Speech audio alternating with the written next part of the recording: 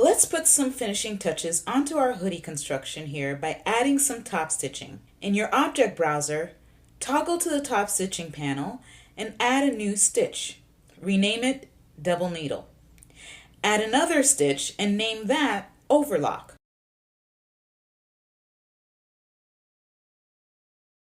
We're going to need both to get the lifelike effect we're looking for. We'll start with our double needle. In your property editor, bring the offset down to 0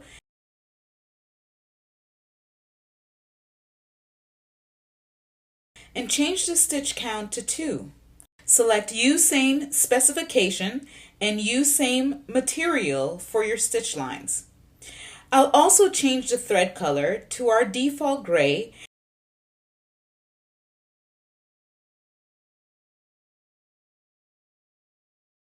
and if you scroll down under Face, it's probably a good idea to select both.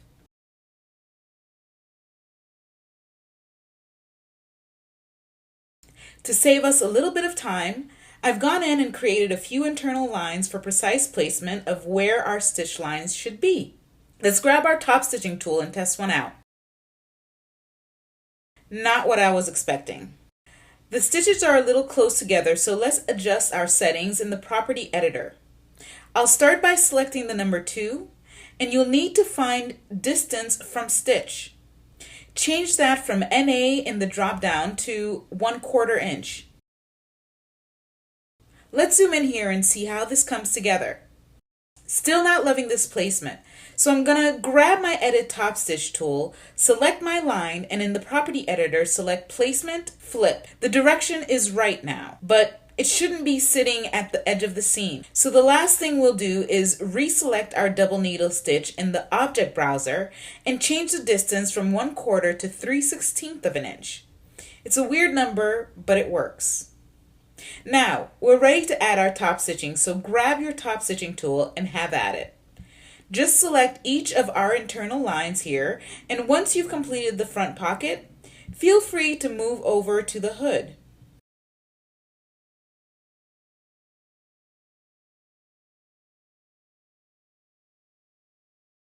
It looks like we're having a little bit of an issue with how the stitching is matching up.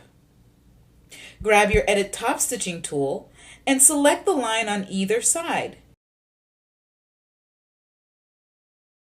Perfect. Now, let's work on our overlock.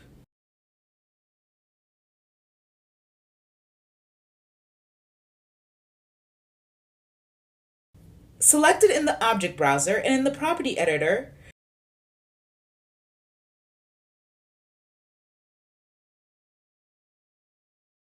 first, bring the offset down to 0.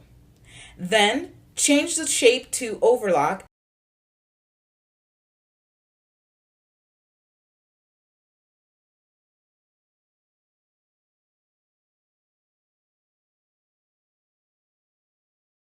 and finally, the color to our medium gray. Grab your top stitching tool and apply the overlock to the front and back armholes.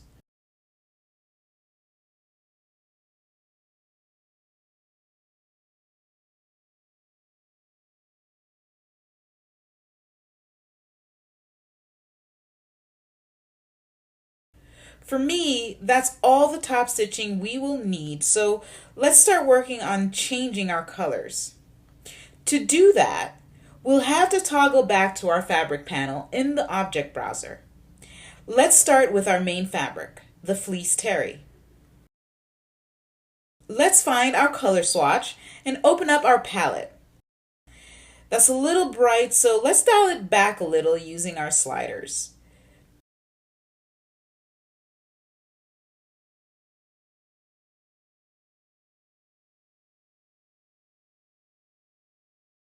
But it looks like we lost some of the contrast for our stitching, so we're going to have to lighten that up a bit. Simply return to your stitch panel and open your color palette for each.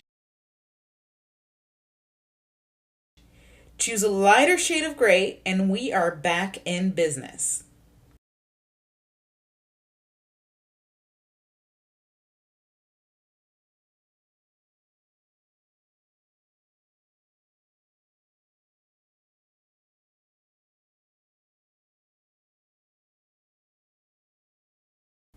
Last but not least, let's work on those draw cords. Since I brought them in from our hardware folder, 2 new fabrics were automatically added to my object browser with the title Default Fabric. One for each cord. Select one and change its color swatch to our default gray to match our hardware.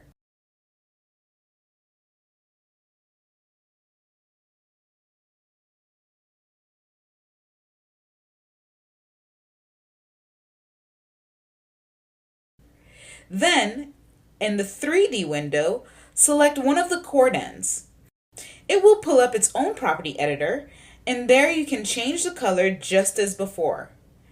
I'm not loving either grays in this context, so let's grab our eyedropper tool and see if we can pick up this dark purple we selected for our fleece earlier.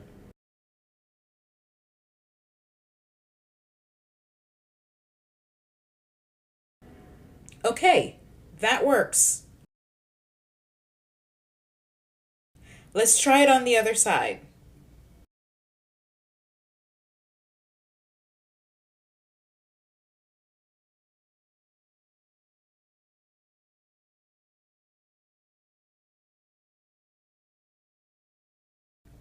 Great. A really nice contrast to balance it all out. Here you have it, a production ready 3D hoodie.